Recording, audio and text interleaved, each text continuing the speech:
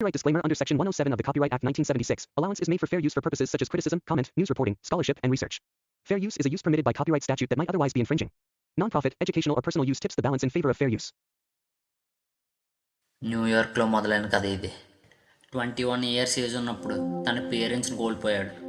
తన నాన్న నుంచి వచ్చిన కంపెనీని ప్రపంచంలోనే నెంబర్ 1 వెపన్స్ మ్యానుఫ్యాక్చరింగ్ కంపెనీగా మార్చుకున్నాడు. ఎవరో ఇచ్చింది కాదు, ఎక్కడి నుంచో తెచ్చింది కాదు, తనంతటా తాను నిర్మించుకున్న సామ్రాజ్యం అది. తాను నిహార్నిస్లో కష్టపడితే వచ్చిన ఫలితం అది. ఇంటెలిజెన్స్ అనే పదానికి బొడ్డు కోసి పేరు పెట్టిందే మన స్టార్క్.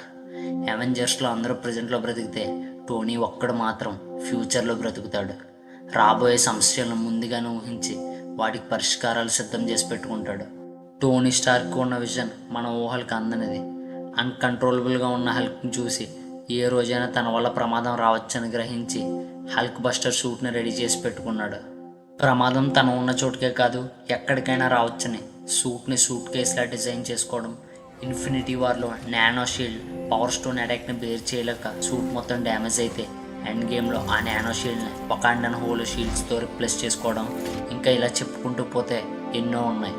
థానోస్ని ఎదుర్కోవడం కోసం Ant Man and Banner time machine కనిపెట్టడానికి విశ్వ ప్రయత్నాలు చేస్తుంటే ఇక్కడ మన టోనీ ఓవర్ నైట్లోనే టైం ట్రావెల్ని పాసిబుల్ చేశాడు. తనకంటూ ఒక ఆర్టిఫిషియల్ ఇంటెలిజెన్స్ని కనిపెట్టుకుని జార్విస్ అని నామకరణం చేశాడు. తన సూట్కి కావాల్సిన ఎనర్జీ అప్పటికున్న ఏ టెక్నాలజీ ఇవ్వలేకపోతే తనకి ఒక క్లీన్ అండ్ లిమిట్లెస్ ఎనర్జీని ప్రొడ్యూస్ చేసే ఒక రిన్యూవబుల్ ఎనర్జీ సోర్స్ అవసరమైంది. ఆ అవసరం నుండి పుట్టిందే ఆర్క్ రియాక్టర్. తన బ్రెయిన్ తనని ఒక బిలియనియర్ చేస్తే తన హార్ట్ తనని ఒక సూపర్ హీరో చేసింది. కానీ ప్రతి కాయిన్కి 2 సైడ్స్ ఉన్నట్టే మన టోనీ స్టార్క్ లైఫ్లో కూడా ఇంకో ఫేజ్ ఉంది. ముందు మాట్లాడుకున్నట్టు ఓన్లీ పాజిటివ్సే కాదు, ఎన్నో స్ట్రగుల్స్ కూడా ఉన్నాయి. తన వెపన్స్ చెడుగా యూజ్ అవుతున్నాయన్న గిల్ట్తో అంత ప్రాఫిటబుల్ కంపెనీ అయినా సరే ఆపేశాడు. గ్లోబల్ డిఫెన్స్ ప్రోగ్రామ్ని సాధించడం కోసం అల్ట్రాన్ క్రియేట్ చేశాడు. బట్ అది బ్యాక్ఫైర్ అవ్వడం వల్ల ఎన్నో వేల ప్రాణాలను బలి తీసుకుంది.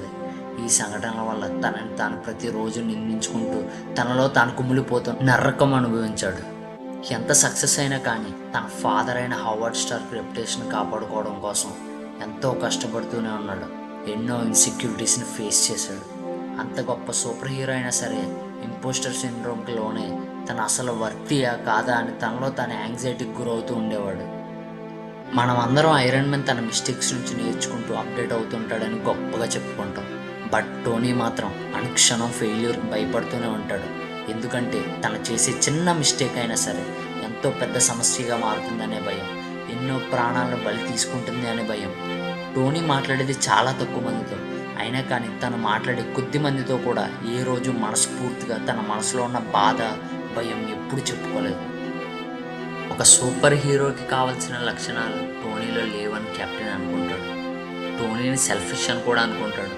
దానికి సమాధానంగా తన ప్రాణాల పణంగా పెట్టి ఎర్త్ని కాపాడాడు. థానస్ని తన సైన్యాన్ని హతమార్చాడు. అంతటి థానస్ కూడా ఐరన్ మ్యాన్ వల్ల తన ప్లాన్కి ఇబ్బంది రావచ్చని భయపడ్డాడు. సూపర్ పవర్స్ ఉన్న వాళ్ళు లైక్ వాండా, విజన్, స్ట్రేంజ్ ఇలా ఎంతోమంది లేకపోలేదు. కానీ థానస్ని భయపడేలా చేసింది మాత్రం ఐరన్ మ్యాన్ యొక్క ఇంటెలిజెన్స్. ఎందుకంటే టోనీ ఒకసారి ఏదైనా చేయాలని నిశ్చయించుకున్నాడంటే అది అయ్యేదాకా నిద్రపోడు. లైఫ్లో ఎన్నో దెబ్బలు తగిలాయి, చావు బ్రతుకుల మధ్య కొట్టుమిట్టాడిన సంఘటనలు కూడా ఉన్నాయి. ఎన్నోసార్లు పడ్డాడు, ఎంతో భారం మోసాడు, అయినా కానీ మళ్ళీ లేచాడు. ఒక వీరుడిలా, ఒక ధీరుడిలా పైకి లేచి తన సమస్యకు ఎదురు తిరిగాడు. ఈ రోజు కూడా ఫెయిల్యూర్ వల్ల బాధపడుతూ కూర్చోలేదు, ఆగిపోలేదు. ఎంత బ్యాడ్ ఎక్స్పీరియన్స్ ఎదురైనా తన లైఫ్ని మళ్ళీ కొత్తగా మొదలు పెడుతూ ఎన్నో కొత్త ఇన్వెన్షన్స్ చేస్తూ సాగిపోయేవాడే మన హీరో, మన ఐడల్, మన inspiration Tony Stark alias Iron man.